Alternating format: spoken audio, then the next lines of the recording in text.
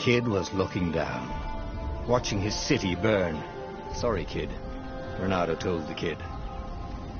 Look, if we give them the book, they'll leave you alone. My mother died for this book! I promised her I'd protect you. Oh, damn it. The kid had run off. With the book, of course. So Renato had to run after him.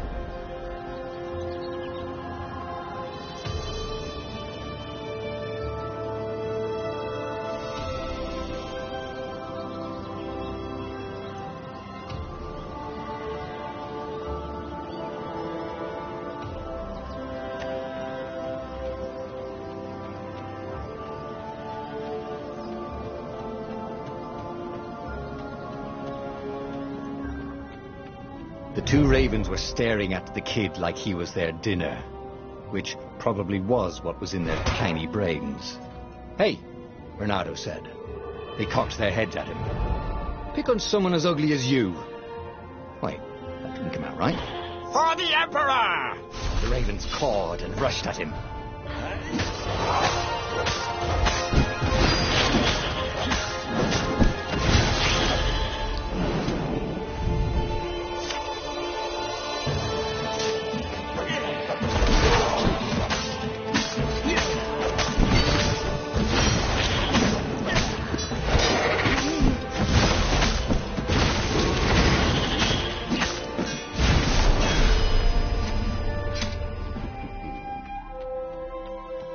Dropship flew overhead. He hoped they hadn't noticed him. The kid.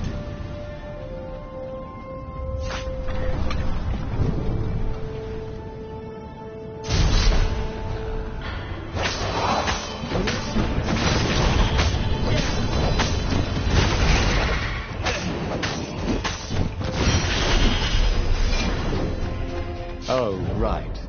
The Gate of Heroes. Someone's idea of a joke, making the Skyship Docks a gated community. You needed a hero's sword to open it. And the kid was on the other side of the gate. Who let you through? Promise me you'll take the book to the rebels. Or I'm going to steal your ship. I'm not taking that damn book anywhere. And neither are you. Try and stop me, laughed the kid. I bet you don't even have a hero's sword. And with that, the kid hopped away. Had to hand it to the kid. He was an idiot, but he had guts. Where was Renato going to get a hero sword? Ore and wind essence? Perfect.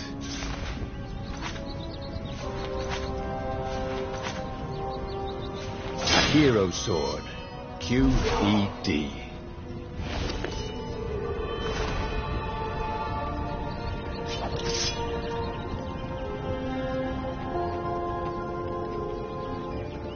This is what he got for settling down and finding people to care about.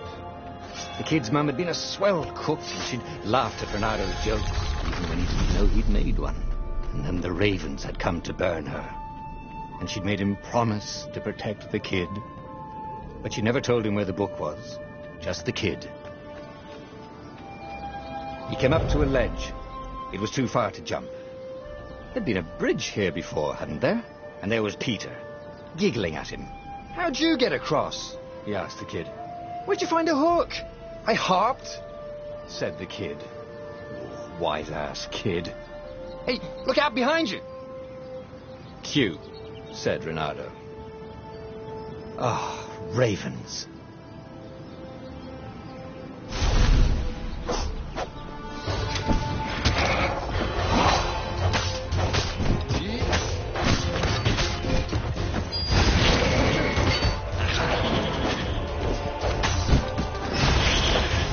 It was time to talk some sense into the kid. Just hook his way across the ledge and chase the kid down. Thing was, he hadn't used his hook since he'd retired. How had he done it? Maybe if he meditated at that altar there, he'd remember his old skills.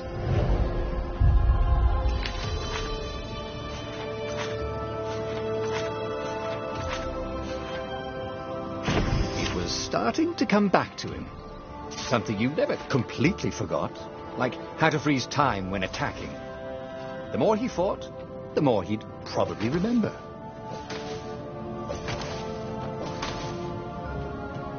And there was the Farfarer. She was the fastest ship he'd ever known. She could do the Kessel run in 12 furlongs. Well, so the salesman had told him. And something told him the kid was about to walk into an ambush. Stop! He shouted. I'm not giving you the book! Shouted the kid, and took off. No! Peter! The kid ran for it, and a goggler nailed him with its ivy.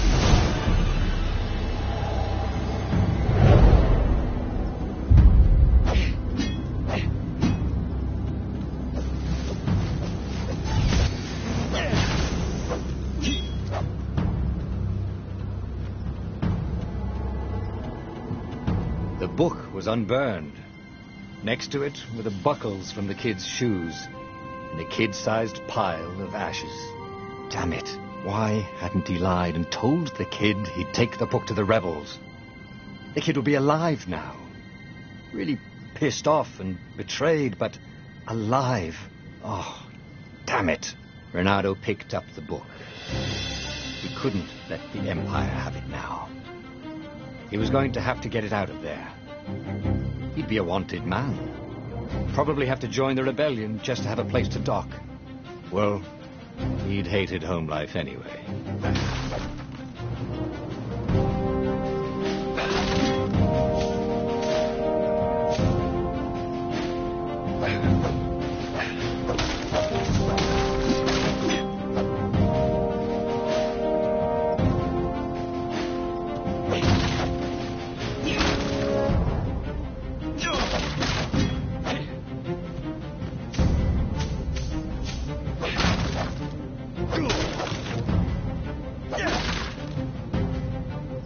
What was the big deal about this book, anyway? Maybe he should open it and find out. All that had been years ago. How many? The war was a blur, and now 3 Raven scout ships were chasing him. Where are you running, rebel? Cawed the Raven captain over the loud hailer. Renato could see them cranking up their catapults. Just going out for milk? Renato yelled back. Where can you run? Laughed the Raven horribly. Far behind him, another city was burning. The dark cloud above its island was thousands of Imperial ships. The fleet was doing a thorough job. Take us to the rebel base! I will spare your life! It cawed. The entire jury-rigged rebel fleet was only a few islands to the east. Beyond that were only the pillars of heaven. A sea of endless blood-colored tornadoes. The rebellion was out of time. Unless Renato could bring a game-changer. Maybe he could.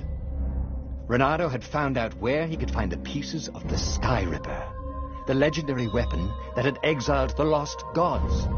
Surely a legendary weapon could win the final battle. On the other hand, his old friend Lapino had sent Renato a desperate message saying he had a brilliant scheme to save the rebellion.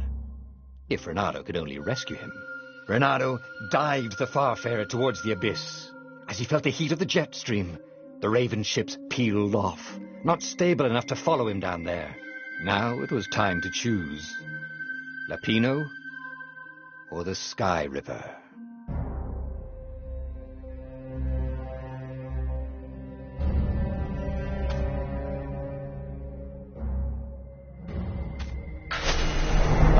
Lapino.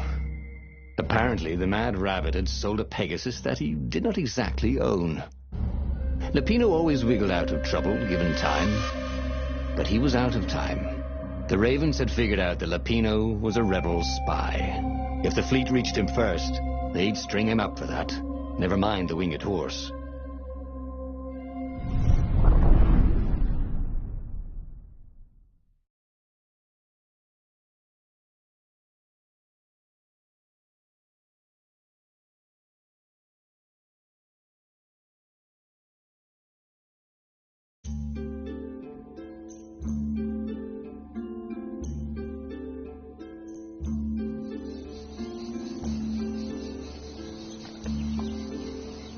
Lapino had apparently managed to confuse the judge by arguing that he hadn't actually stolen the winged horse. He'd only sold it. But wait, where was the prison? The village was empty. Had everybody fled the ravens?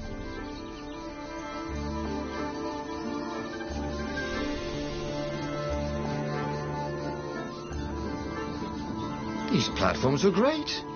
Renato wanted one for his house.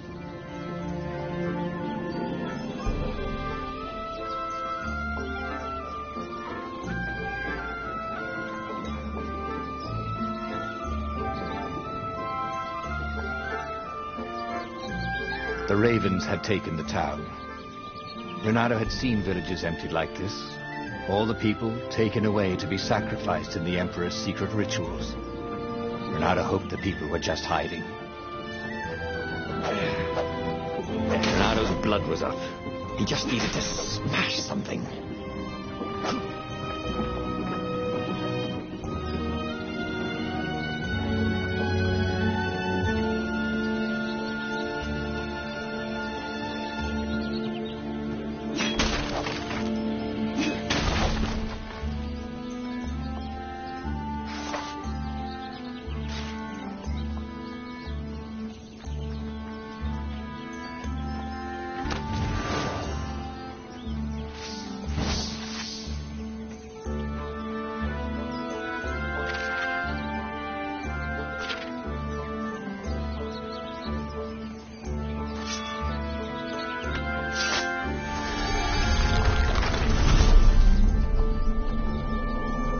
Can't we just agree to disagree? Said Renato. No?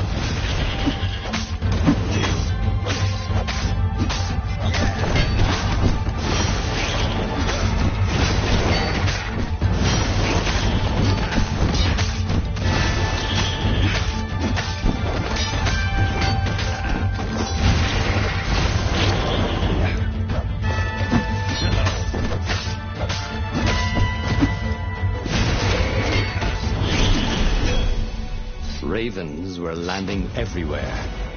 The advance guard. He'd better get moving. If they got to Lapino first, they'd eat him for breakfast. Or a snack. Ravens weren't picky. If they got hungry, they sometimes forgot to interrogate their prisoners. Even top spies like Lapino. Where had the mad rabbit got to?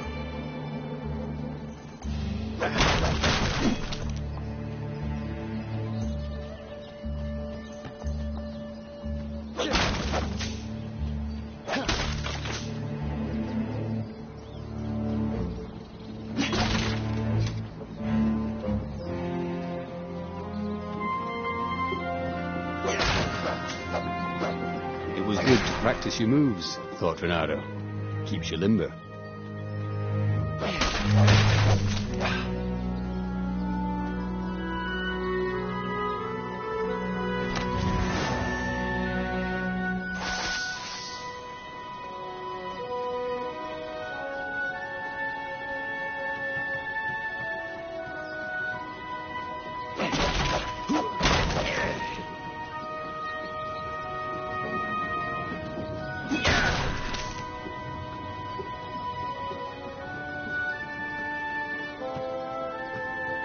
Renato felt like he was ready to learn new things.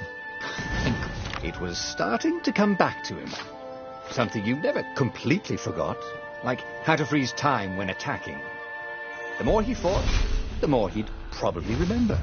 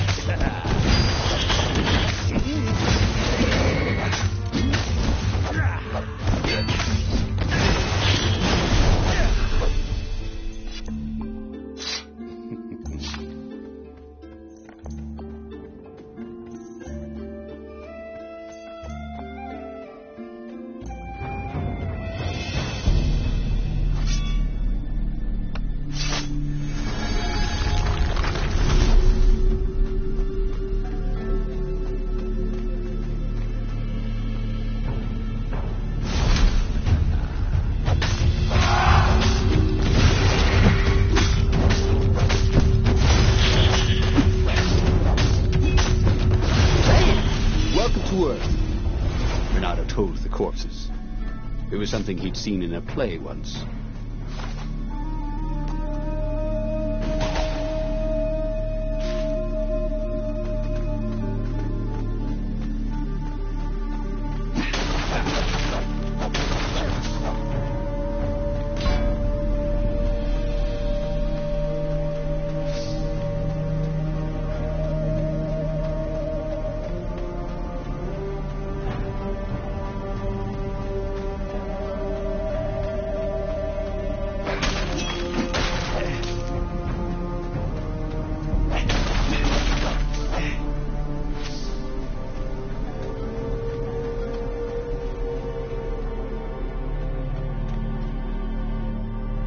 Dirty and bloody, Renato finally reached Lapino. The rabbit was practicing his shuffle. Renato recognized the cards. It was Lapino's favorite deck. Oh, I thought you were in danger. I am. The ravens are coming. Oh, the prison thing. Right, yeah, see, this guard owed me 53 ducats, so we made a deal. They're very reasonable people, actually, for weasels. Now, I got a brilliant plan to kidnap Zenobia. We capture Zenobia, we find out what she knows, and that's the whole war right there. Easy peasy, lemon squeezy. Capture the Emperor's greatest general, who also happened to be a deadly sorcerer, and, his only daughter. That would be worth it. On the other hand, he could still get to the core of the Sky Ripper, even if he couldn't get the whole thing. It must have great power.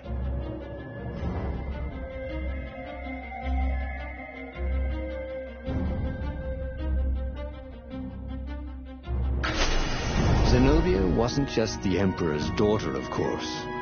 She'd been Renato's best friend in Sword Fu school. And you're still mad for her, the rabbit reminded him. They'd been close. She'd told him things no one else knew. But she'd never told him who she really was. She knows all the Emperor's plans, chuckled the master spy. She won't give them up easily.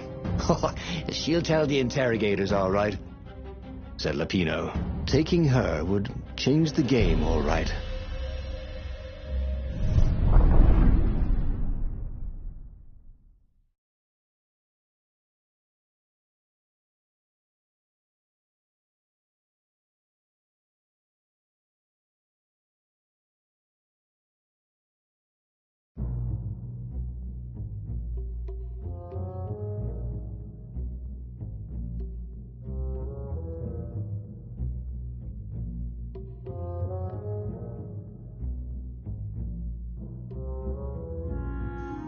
The city was already under Zenobia's control. I had to admire her efficiency. Renato shivered at the thought of Zenobia at the mercy of the interrogators. Could he really turn her over to them? But this was war. It wasn't meant to be pretty.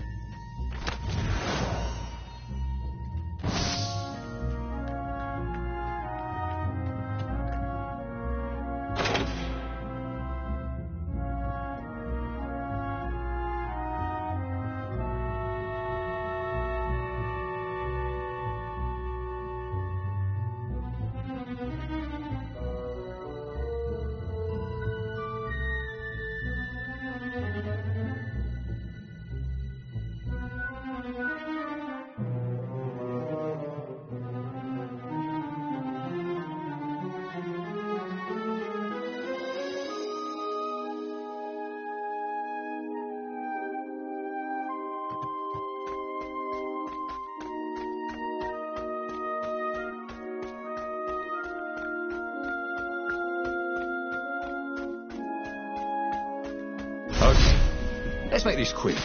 I'm on my break in literally 2 minutes.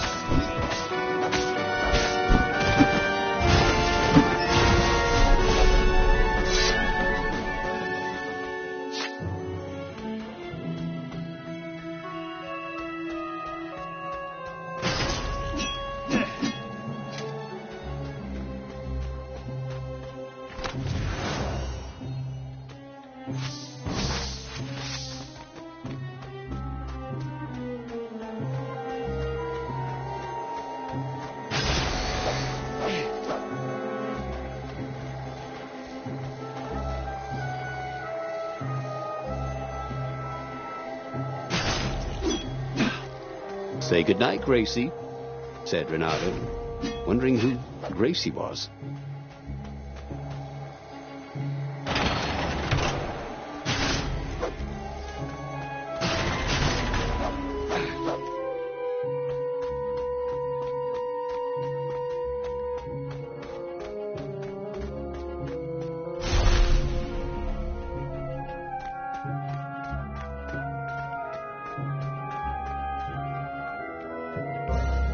So, what's this plan of yours? Use me as bait, said Lupino. And he outlined a slightly complicated plan that involved geese, a net, setting the Farfarer a little bit on fire, Lupino dressing as an old blind toad, and Renato hiding inside a monstrous watermelon. What could possibly go wrong? Thought Renato.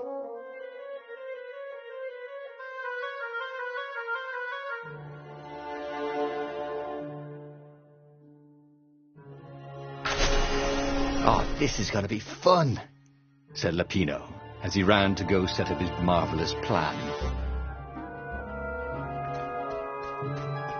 If I craft a sword now, it's going to be really short.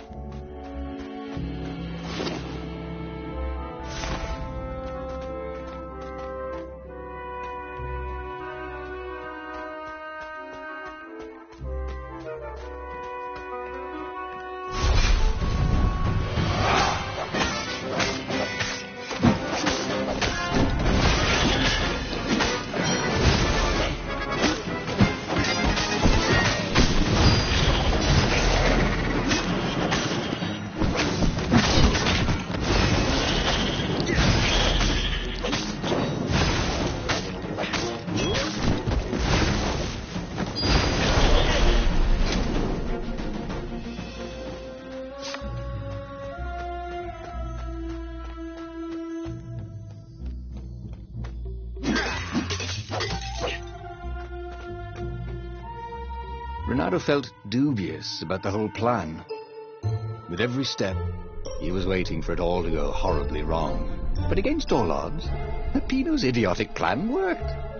Zenobia's ravens ran off after the geese, the net dropped, and Renato jumped out of the watermelon and put his sword to Zenobia's throat. "Renato," she said, "are those new scars? They look good on you. You never returned my velvet jacket. It was my favorite. You look stupid in velvet. Ah, what does an imperial princess know about style? Oh, get a room, you two," said Lupino. But the fleet was coming on fast, so they put Zenobia on the Farfarer and took her east over the Nexus. She'd vanished from swordfu school, from his life, without even saying goodbye, without ever telling him she was the Emperor's adopted daughter. Ah, Lupino was right, Renato thought reluctantly. She knows things. She recognized his look. "You're taking me to the interrogators, aren't you?" she said, wide-eyed. And then she jumped, with horror. Renato saw Zenobia plummeting. Then he saw the Nexus below them. Cats always land on their feet. "Ah, she'll head for the Imperial outpost," yelled Lupino. "You have to catch her."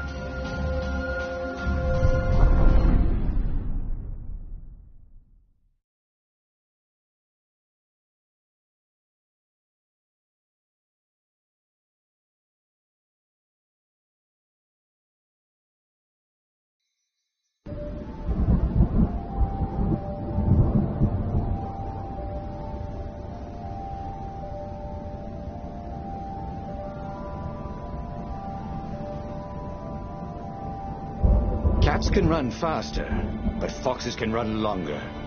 If he ran, he could head her off before she reached her minions at the outpost. Well, he did love a good chase.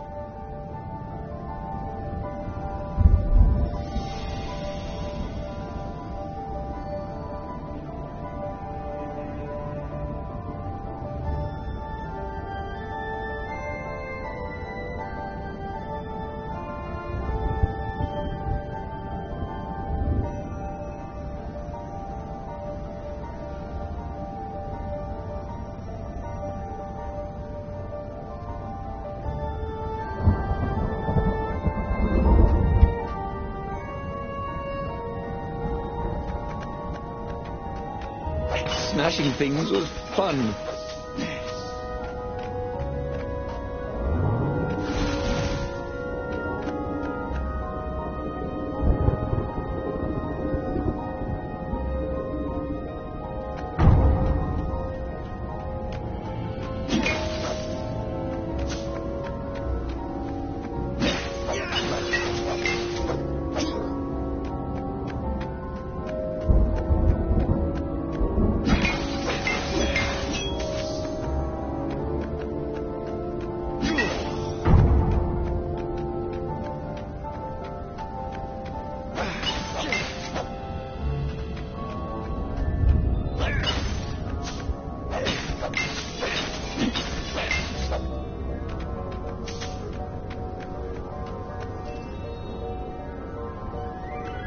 Who needed bridges anyway?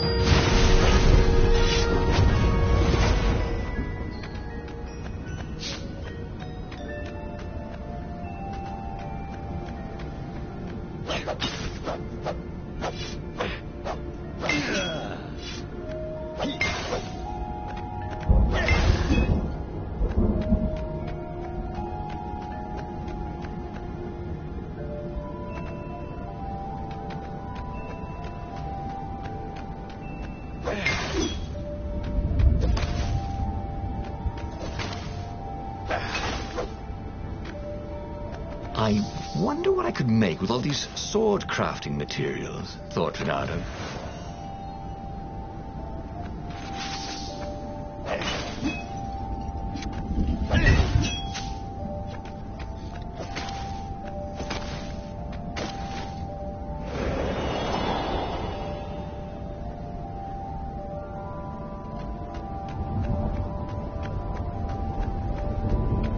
He was closing on her. He could smell her fear. He tried not to think about the interrogators at the secret base. What did they do to her? Maybe it didn't have to end that way. Maybe he could talk to her. But, after all, there were worse things the Imperials had done to friends of his.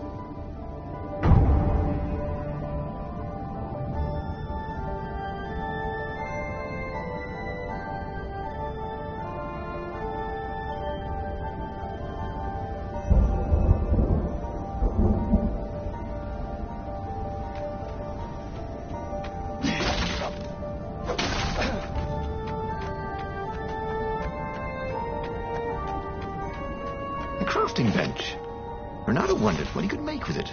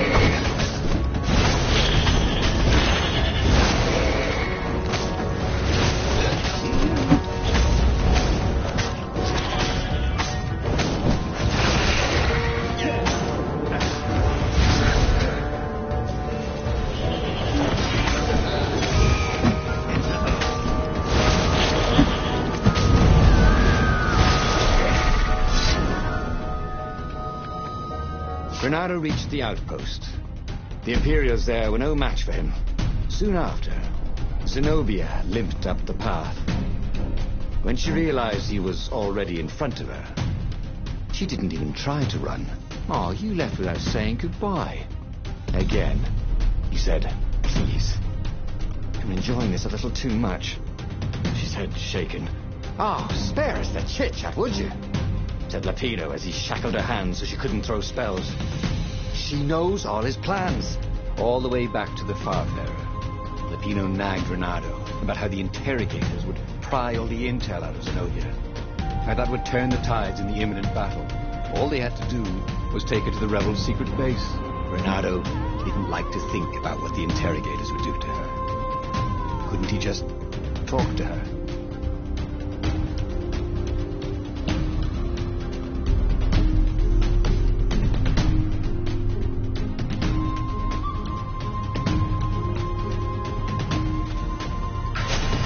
As they pulled away from the Nexus, Renato could see the fear in Zenobia's eyes. "I can't take her to those creatures at the base," he whispered to Lapino. "Ah, you've gone soft. Soft in the head. We captured her for what she knows. I'll take her to the mountains. Tell her all the horrible things the Emperor's done. Yeah, believe me, she'll turn." And he turned the wheel. "The hell you will!" shouted Lapino, and he grabbed the wheel back from him. The two of them wrestled for control of the ship. It shot off like a mad sparrow. Suddenly, Renato was falling.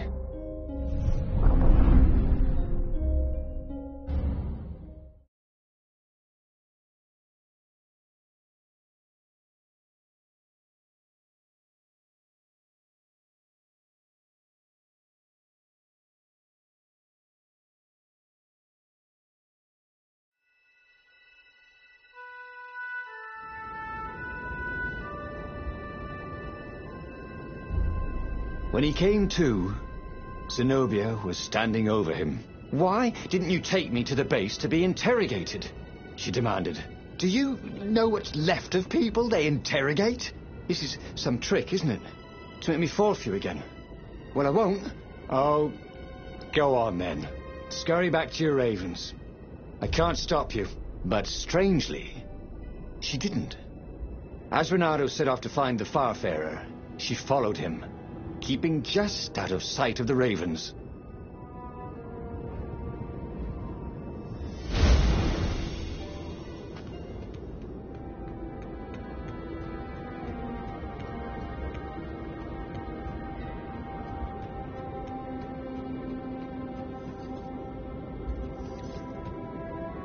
He was sort of yanking his own chain, wasn't he?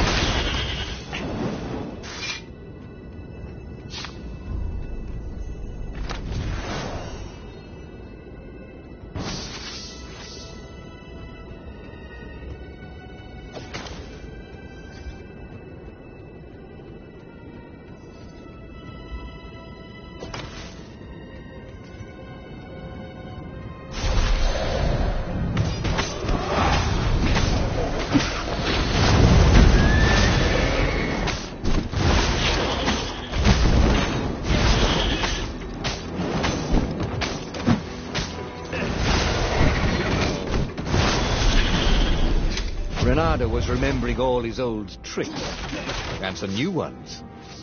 Now, he really ought to ask for a raise.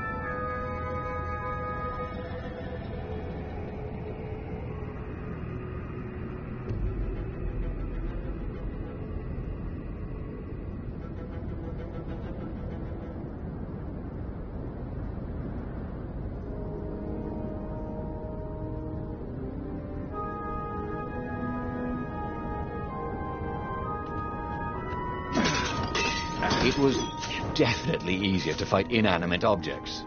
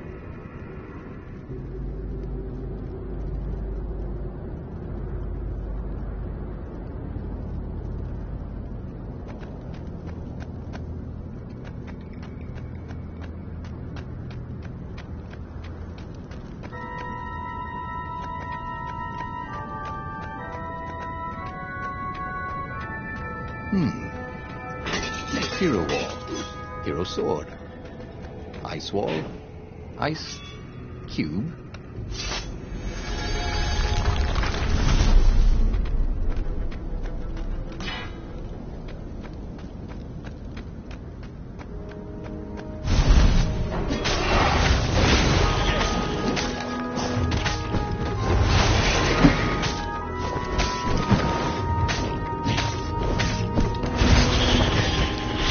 Surprisingly unwounded.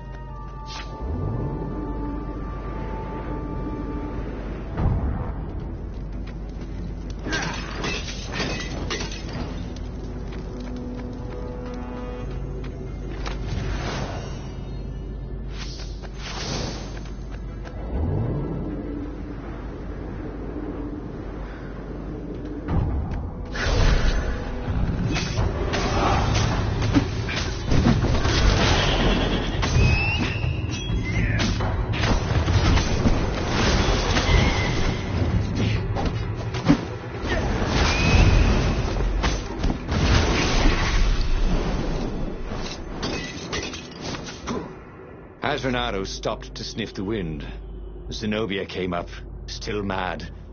Did you really think you'd just talk me into betraying my father? Oh yeah, sure, that was exactly my plan. Then why aren't you even talking to me? Because I've never talked you into anything in my life. They're gonna court-martial you for letting me go. He caught a whiff of the Farfarer. Wet rope, tar, and a cask of Scoville ale he'd spilt last year. It was that way.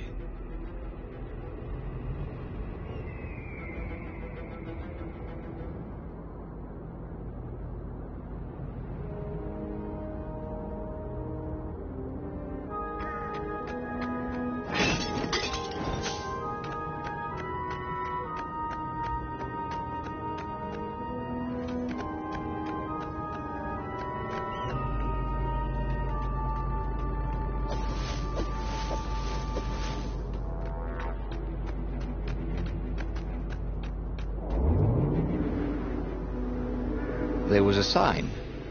Take the goat across first.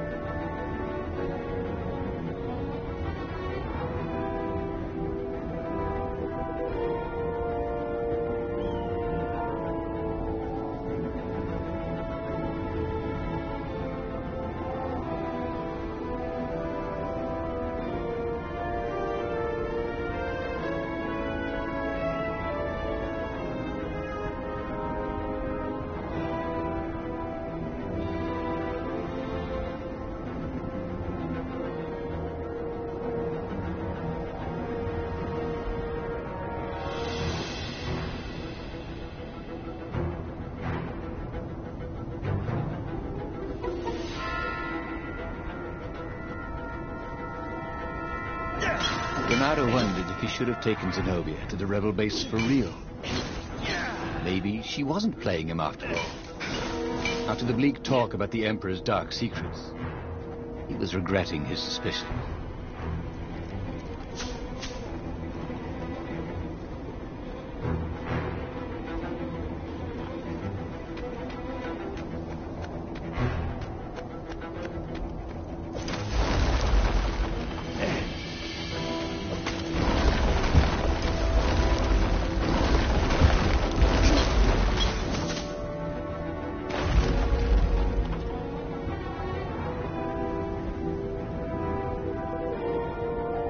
Sure enough, the Farfarer had crashed in some rocks. There's no sign of Lupino. Zenobia caught up. All that kid stuff in Swordfu School. Look, look, that's the past. We're adults now. We have duties to other people. We have destinies. What are you talking about? And you are the most arrogant, slow-witted, light-fingered, mercenary, immoral, reckless. Run away with me, said Renato, and he realized he meant it. What, just like that? She demanded. I will, if you will. So she kissed him. And it was the best kiss he'd ever had. They held hands as they boarded the Farfarer. Renato felt light-hearted, like the winds that were playing the rigging like a balalaika. But Lupino, I need to get back to Lupino, he said, suddenly realizing he could have been captured. A prisoner. He's not. How'd you know? He saw something in her eyes he didn't understand. He fell, didn't he? Into the abyss. She looked away, wouldn't answer. But then a bolt smashed through the Farfarer's keel. The broken ship plummeted out of the clouds.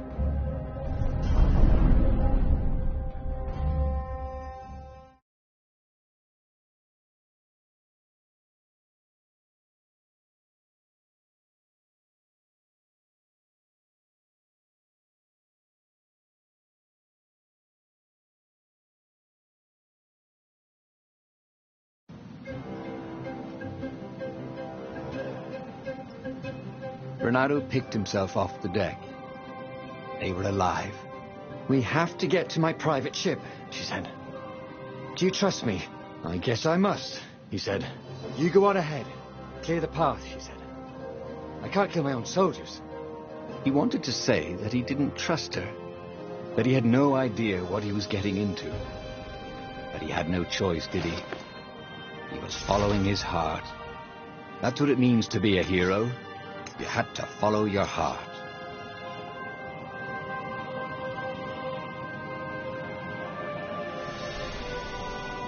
His trusty old sword was always a little better when he sharpened it.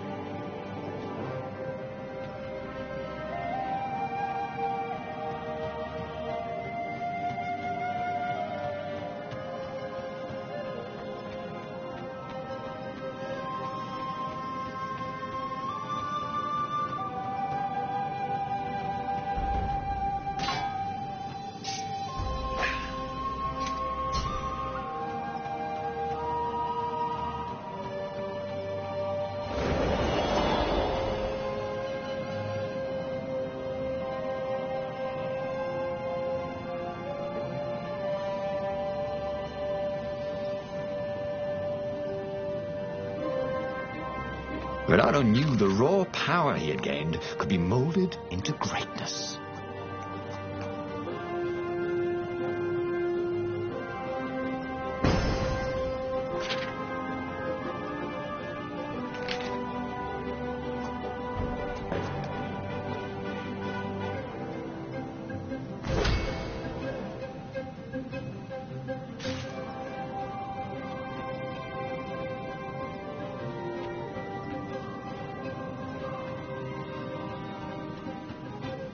The portal was heavily guarded. He must go someplace they really didn't want him to go.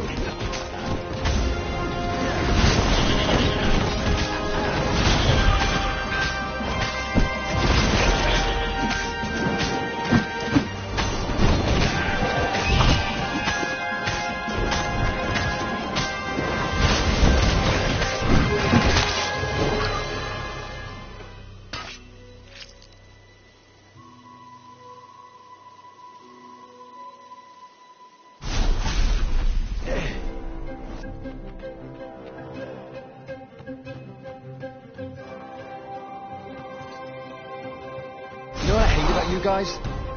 Everything.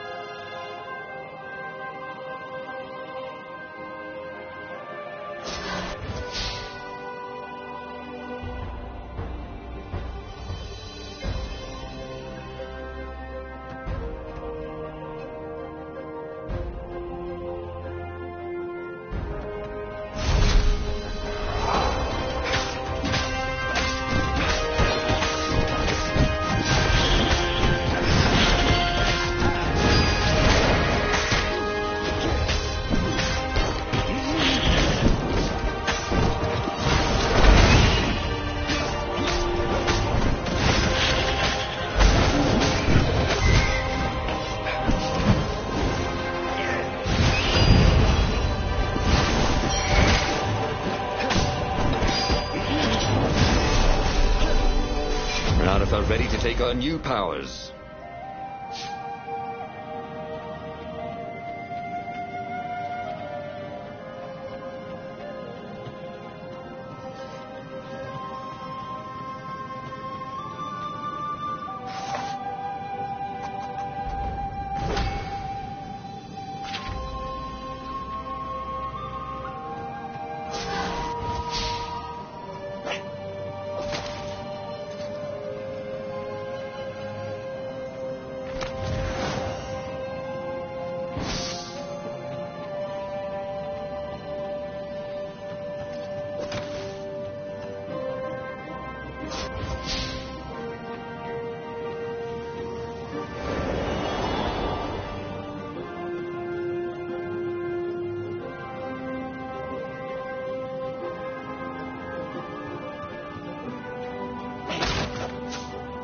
If they didn't want their things broken, they really ought to make them stronger.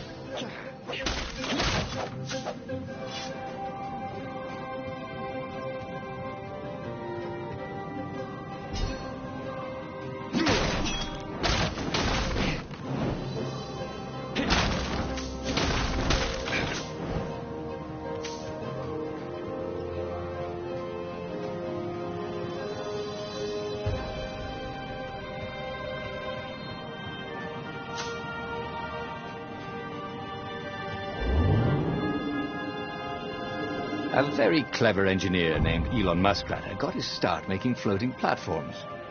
Not many people knew that.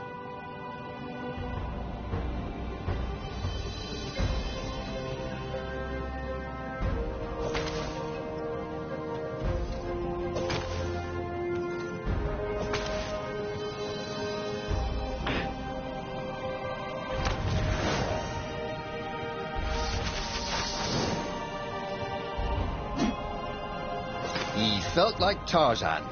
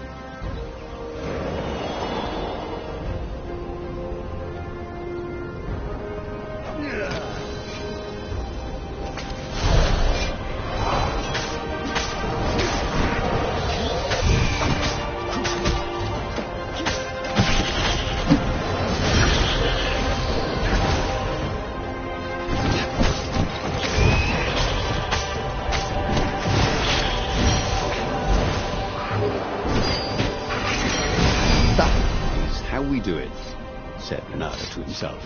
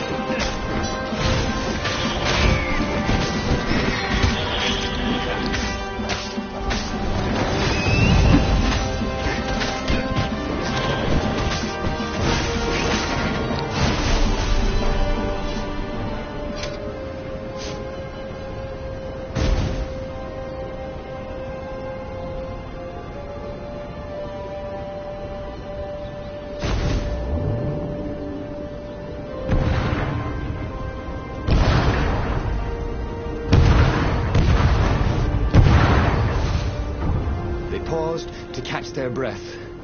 It was strange to be so close to her. What are you thinking? He asked. I'm trying very hard not to think. Me too, he said. Up ahead, he could see the thin silver of Zenobia's personal ship. It looked fast. They would leave all this behind.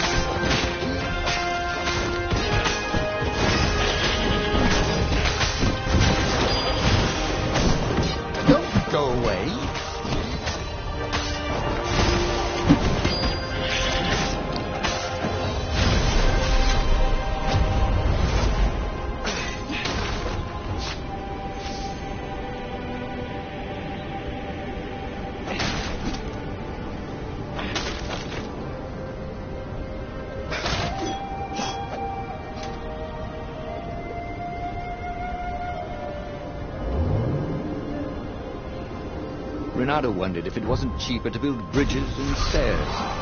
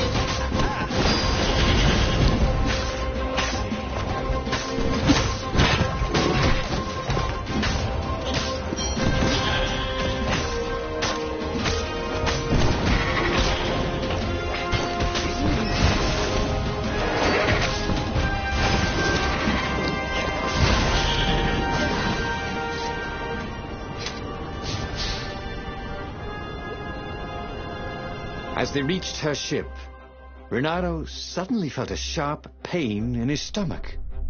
He was surprised to see a crossbow bolt sticking out of it.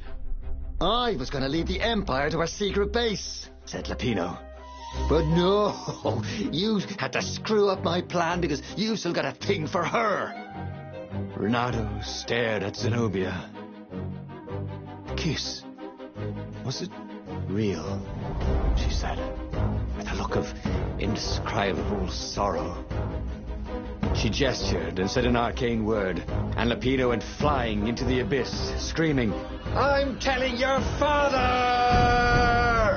Then she knelt down to cradle his head, and her paws felt very soft and warm. Okay, that was weird. He could have sworn he just died. Instead, he was on the Farfarer, sailing away from Ubar. And it was still burning. He'd fled burning Ubar years ago, hadn't he? And now he was back there. Had all those years fighting the Empire been nothing but a vision into the future? A useful vision if it was true. He'd learned something. Lapino was a traitor. Renato had suspected there was something wrong with the mad rabbit, but now he knew there was malice behind his goofiness.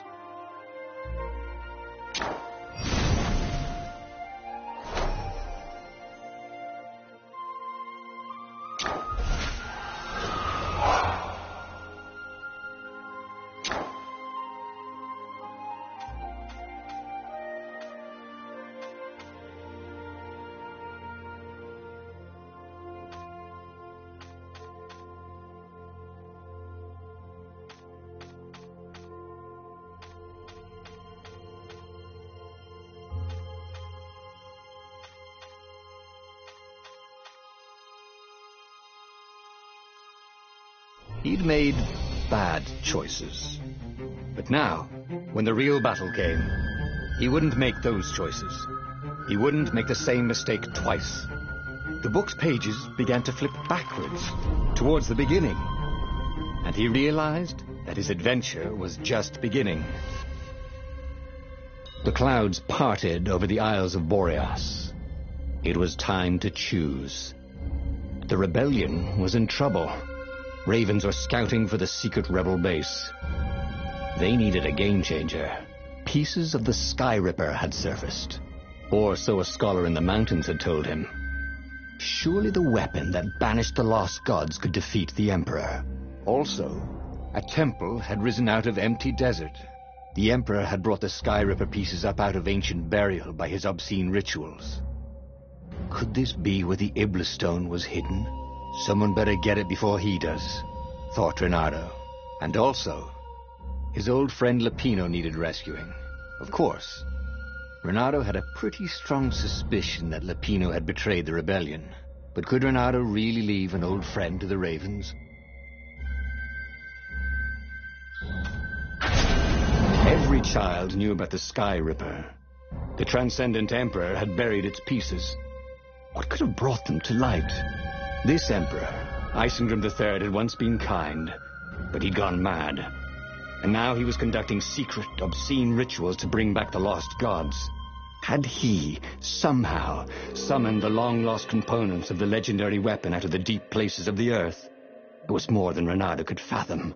But if he could find a legendary weapon, he would use it.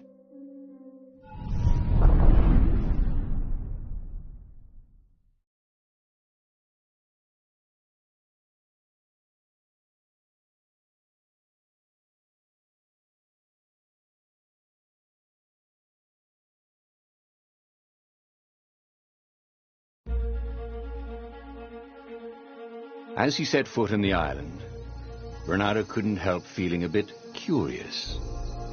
Was Lupino still waiting to be rescued? No. He was probably drinking champagne with the ravens. Did ravens drink champagne? Did rabbits? Renato felt oddly thirsty, come to think of it. Why had he chosen the Sky Ripper? Renato never made plans that required constant vigilance. He was a hero. He didn't think too much. He just went with his gut and hoped it all worked out. The Sky Ripper was a long shot. He'd have to devote himself to it. No side journeys, no rescuing old friends. That was against his nature. Could he stick with it?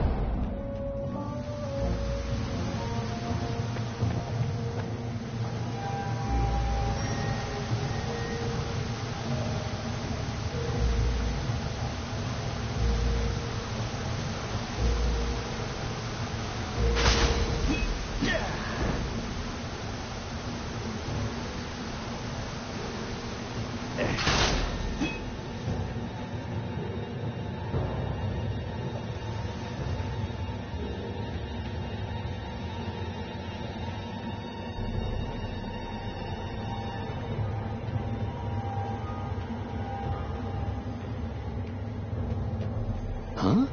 A lever? That was new. Most people still use doorknobs.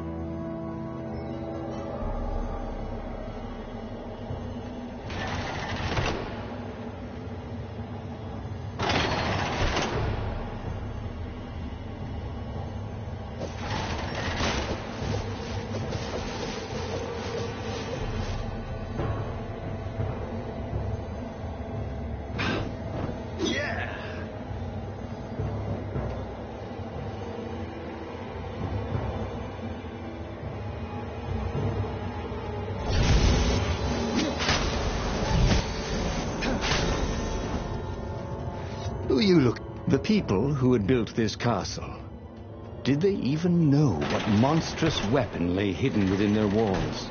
The Sky Ripper could destroy anything it touched, or so the legend said. As the Transcendent Emperor had fought the lost gods, thousands had died. But Renato had been through wars. The only merciful war was a short one.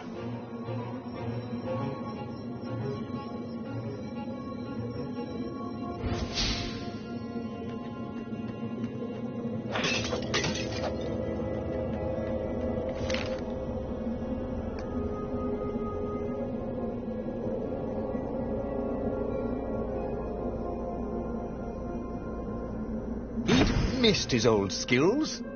He welcomed them back like he was at a reunion.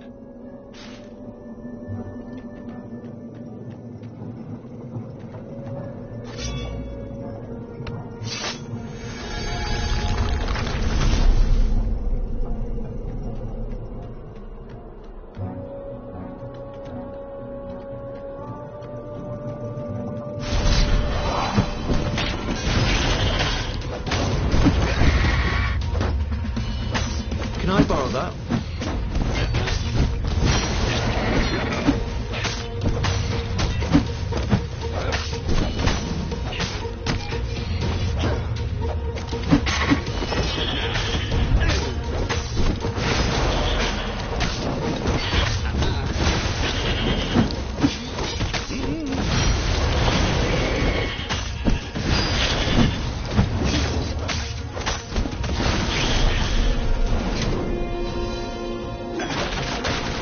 Felt a little better.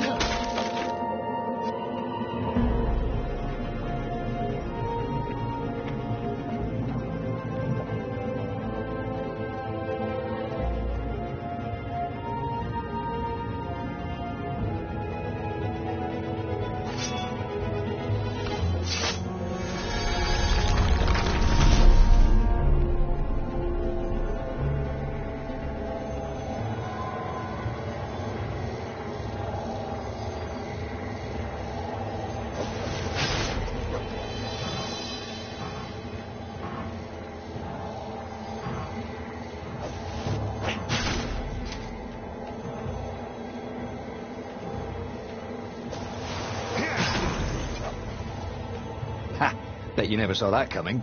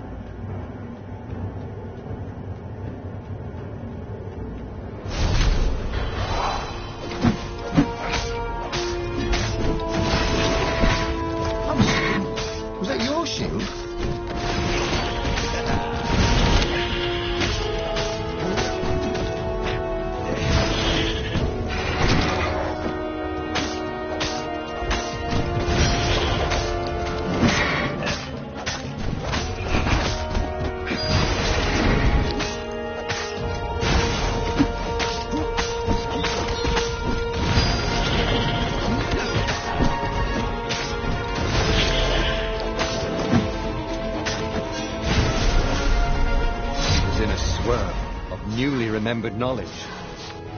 He needed to focus.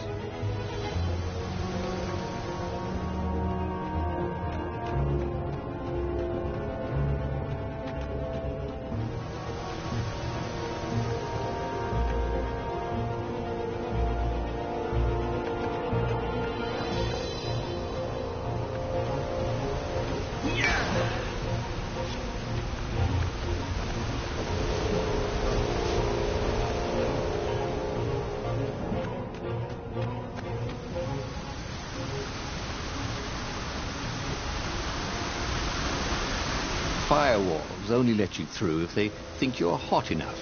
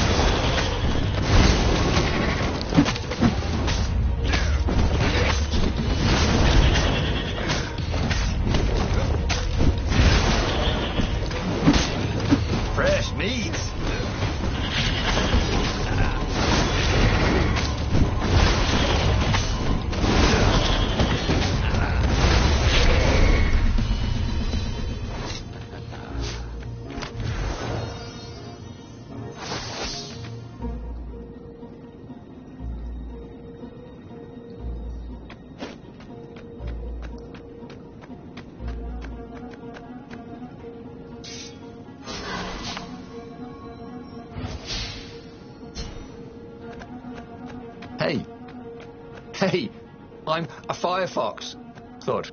That had been his mistake before, trusting his old friend Lapino, who had been through so many battles with him and shed so many heartaches, who he'd rescued so many times. What was up with that guy anyway?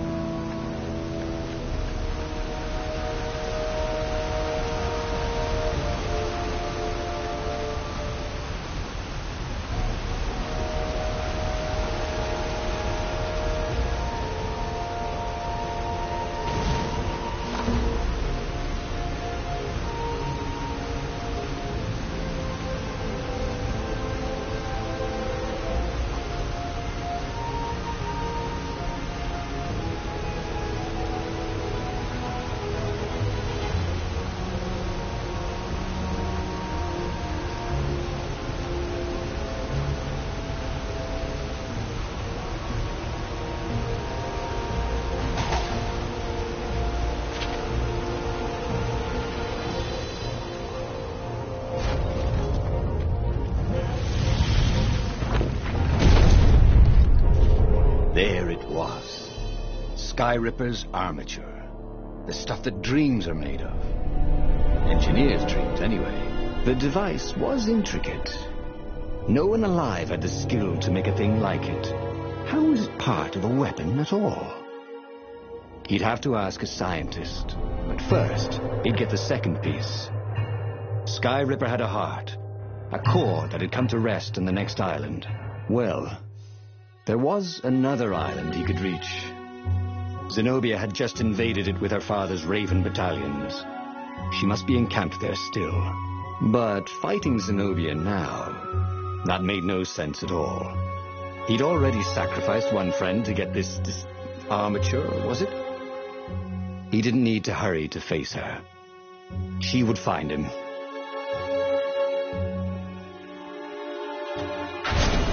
It was a no-brainer. He'd sacrificed his old friend Lapino to get the armature. And the armature was useless by itself, only a series of coils and wheels. War demanded sacrifices, and he would make more before the end. He would have to choose the greatest good, no matter how much it cost him. Zenobia. Well, he would see her sooner or later, across a battlefield or a sword's point before all this was over. He was sure of that. The power was in the core. Obviously, he had to get the core.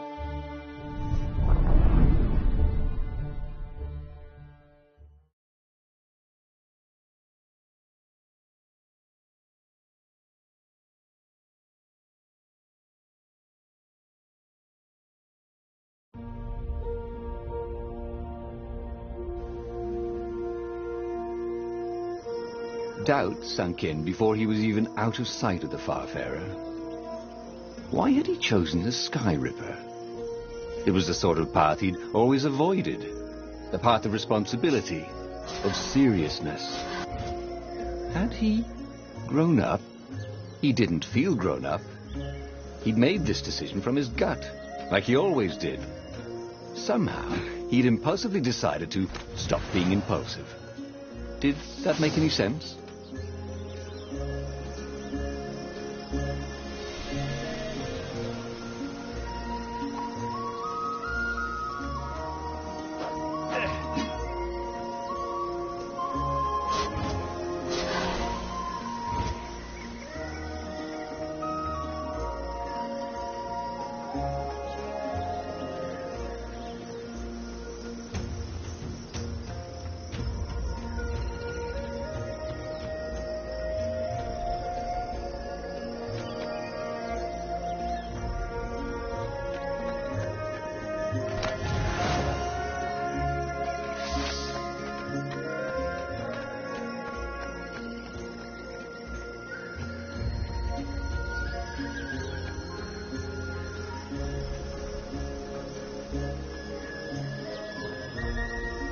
What else could you hook?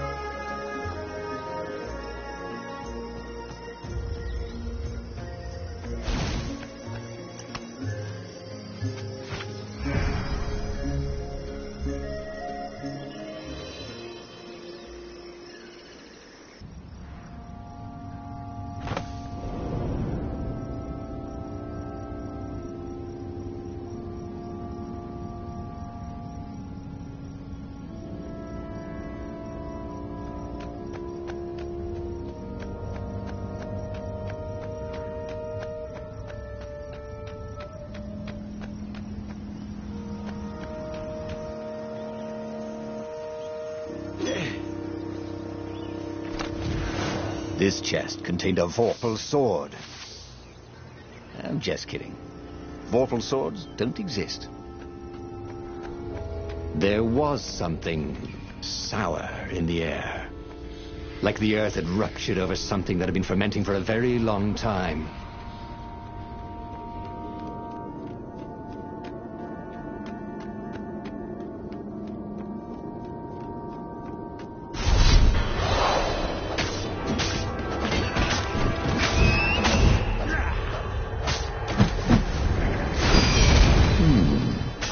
Where did that go to?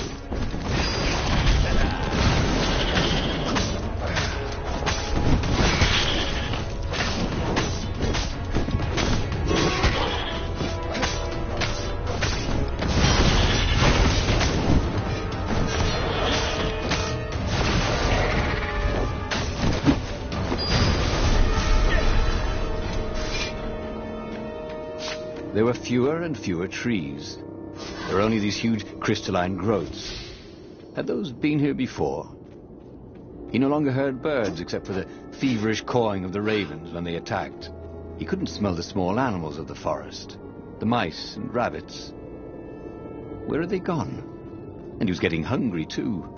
This was an unhealthy place to be.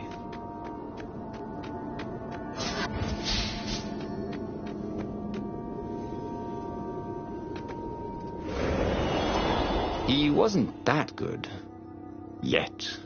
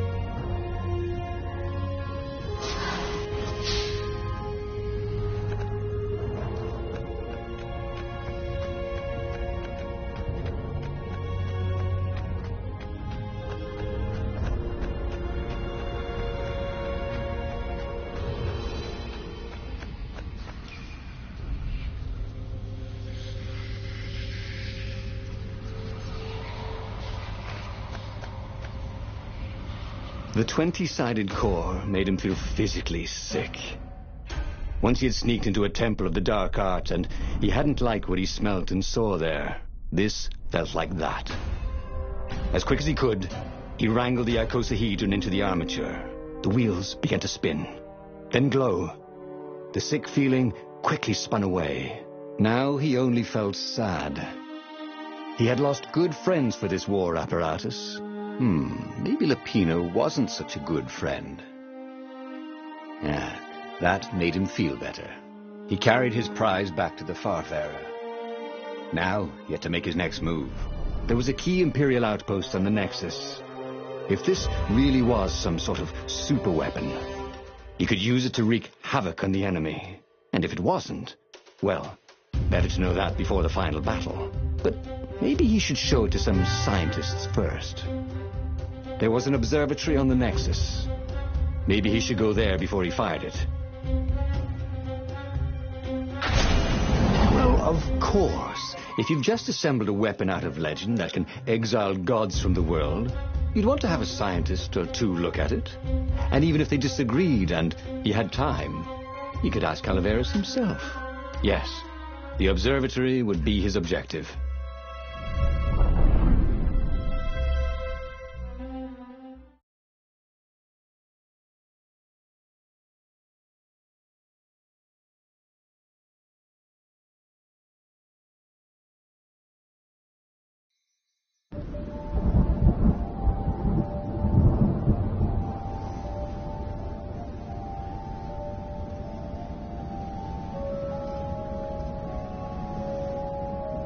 Why had the parts of the Sky Ripper only surfaced now, thousands of years after the Transcendent Emperor had dismantled it?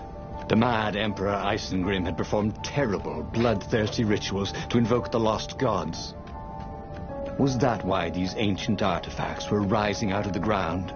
How perfect, then, that the Sky Ripper would reappear to be his destruction.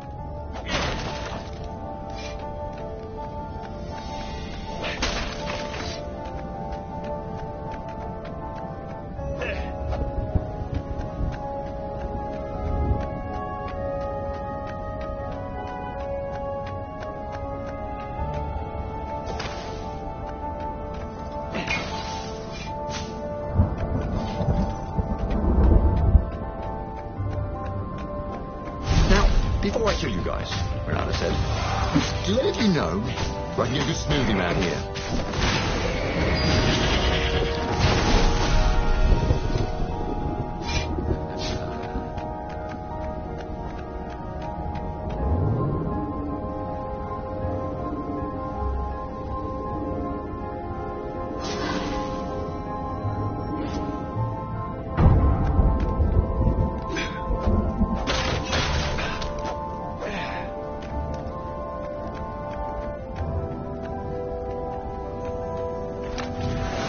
Odd that they never locked these things.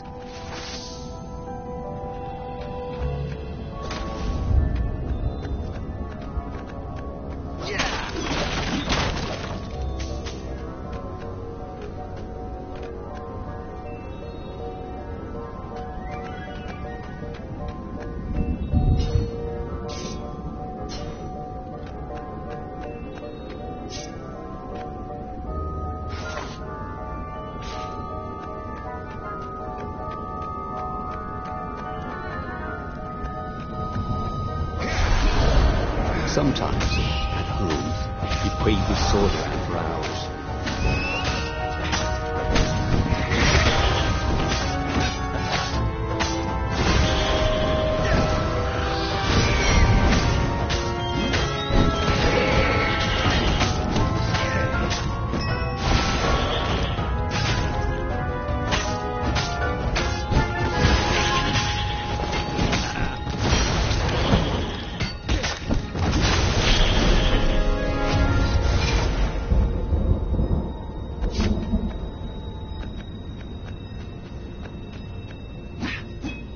Truth was, Renata really liked the sound his sword made in the air. A legendary weapon was exactly what the rebellion needed. They were outnumbered. The once kind emperor had become a tyrant. But his ravens stayed loyal, for he fed them his victims, and the other animals were too frightened to rebel. Renato shuddered at what the Emperor was trying to do. To bring back the lost gods, the Black Harvest, the Black Sun? No. He would stop that toad, no matter what the risk.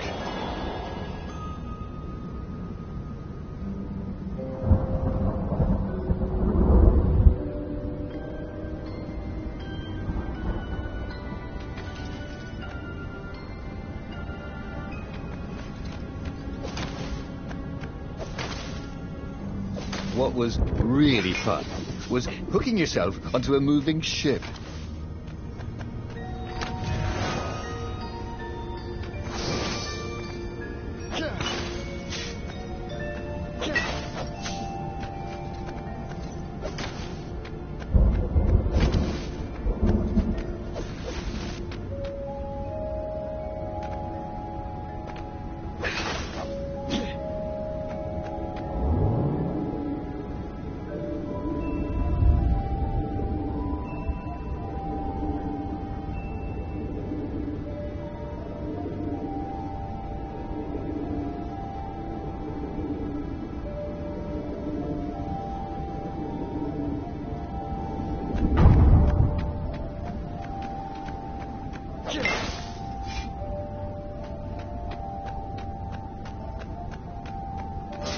The Nexus Observatory had the Empire's most renowned scientists, working by themselves without interference. At least, so far. Hey! Hey, a workbench! He could try out his new bling.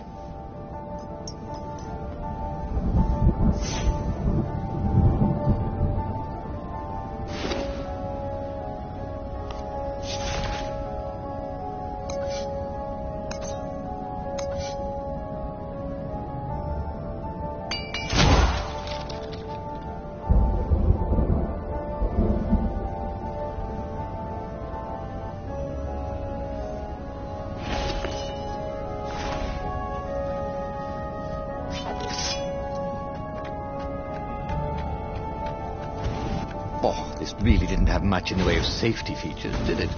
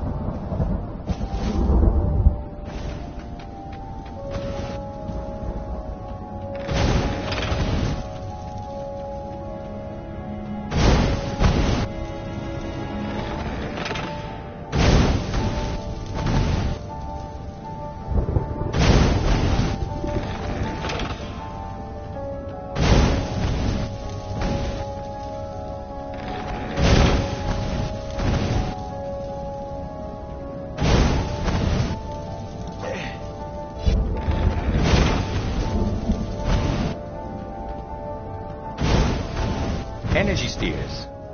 Easy to dodge, but boy do they sting if you didn't pay attention. Some people were just liable to explode if you upset them.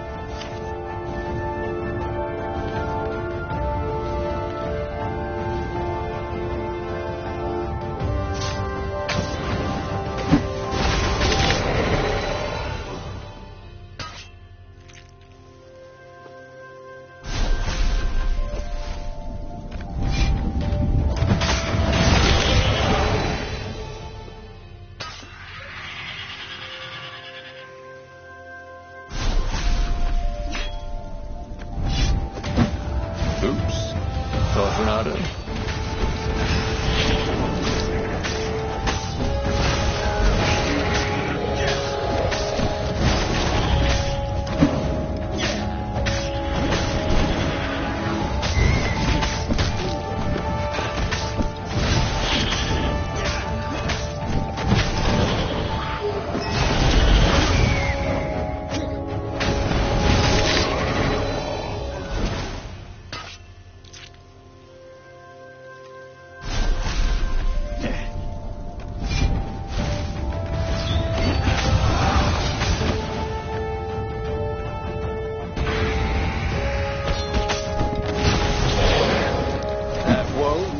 personal space?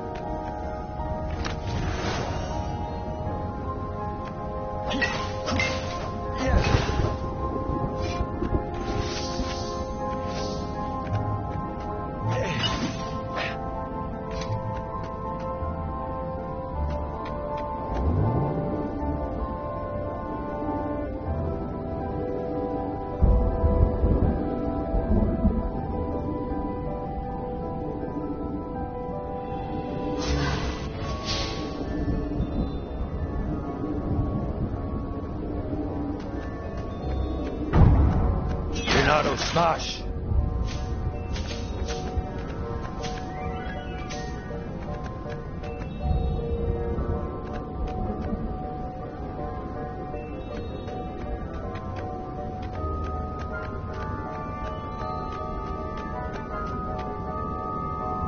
Renato was thrilled. The scientists seemed to think he'd put the Sky Ripper together right. But one toad was worried. Yeah, the Sky Ripper could tear a hole in existence itself. There are invisible strings that tie the universe together. If the Sky Ripper cut one, the hole would widen and widen until our whole existence fell into it. Another toad sighed. Oh, Irving still believes in string theory. At least go see Calaveras. Yeah, said the worried toad. He knows more than anyone else has forgotten about the Transcendent Emperor. If anyone could tell him how to use this weapon safely, it would be Calaveras. It was he who had told Renato how to find it in the first place. But maybe he had to give up on using it as a weapon. Maybe he had to go to the secret rebel base and ask the generals there what he could do with a weapon that he dared not use. Well, he should have known he'd have to consult Calaveras again. The scientists at the observatory were smart enough. But what did they know of the Transcendent Emperor? He hoped it wouldn't delay him too long. The rebels had scheduled the final battle soon. Every day they delayed risked the exposure of the secret base. And some soldiers were already drifting back to their homes and families. Calaveras would fix the Sky Ripper for him. And then he would win the final battle.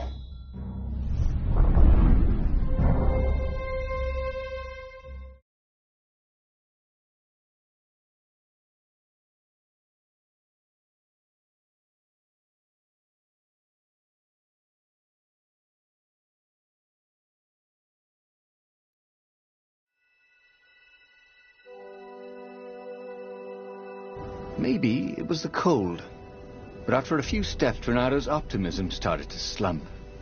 What if Calaveras couldn't help? Did Renato dare use the Sky Ripper? Oh, he hated that he had chosen this path. It was so much simpler to rescue friends and attack enemies, even if some of those friends were more trouble than his enemies. Some of those enemies had been friends before and might be lovers after. No, okay, it wasn't all that much simpler, no. Physics made his brain hurt. That, at least, he was sure of.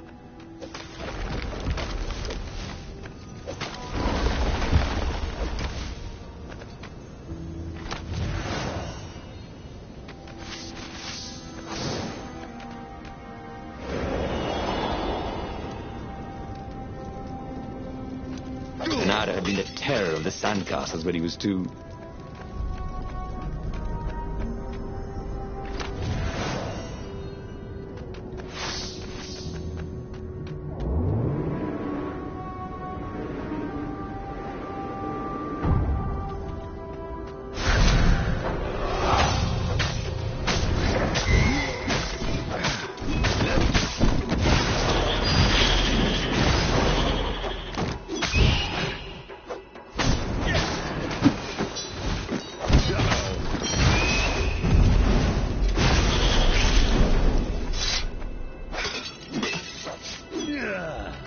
tried to focus on the now. The ravens who seemed everywhere all the time. Where did they hatch from? Were there giant raven hatcheries somewhere, or did they have families? Ooh, he didn't want to think about raven mummies raising their darling raven chicks. Yeah, Calvaris would help. He would make Renato feel better about using the Sky Ripper. And then Renato wouldn't have to worry about ravens ever again.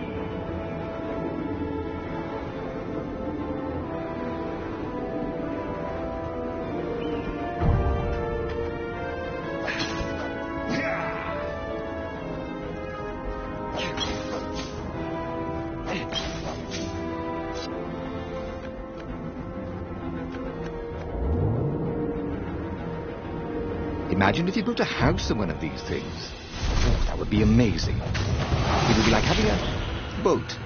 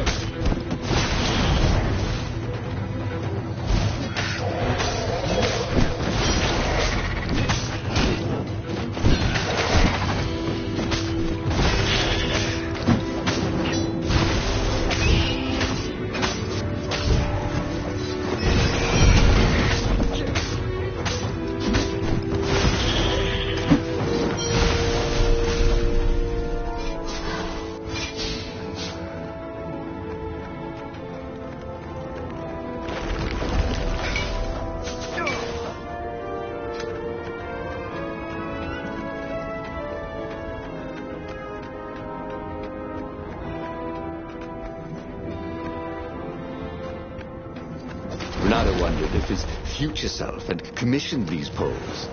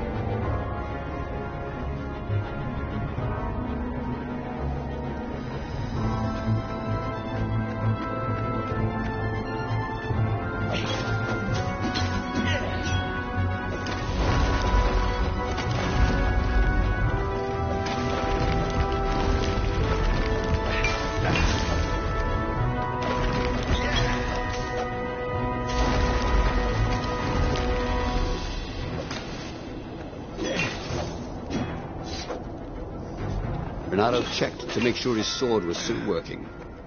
Yep.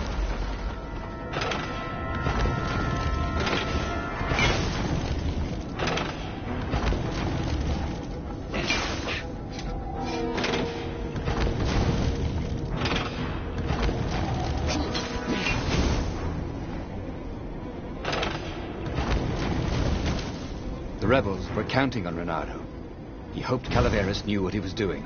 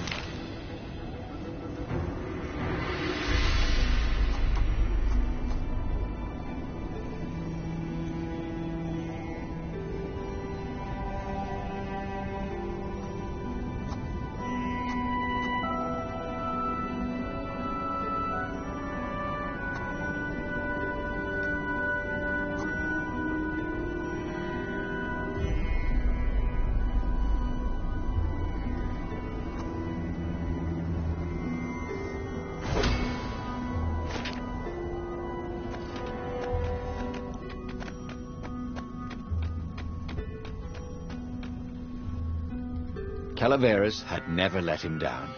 Yeah, of course I can make it work better. But when Renato explained about the strings, Calaveras grew thoughtful. Oh, strings, you say? Well, the Arcana do speak of the ties that bind the world. He drew many intricate symbols in the dirt.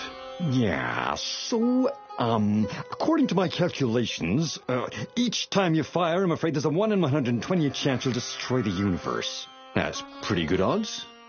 That's like rolling, 21 dice and they all come up 6. What are the odds of that? What? No! It's more like 2.716s in a row. Anyway, with those odds, it won't happen if I use it just once. Yeah, no, that's not right. Each time you use it... Okay, look, just don't use it ever. All right, I guess. As he sailed away from the mountains, Renato could see clouds darkening. Rain? No. Ships. Imperial ships, swarming thick as bees. This was it. The big battle. They could not afford to lose this one. What if it did not go well? What if he had to use the Sky Ripper? Could he gamble the universe? On the other hand, what were the odds of rolling 21 6s in a row?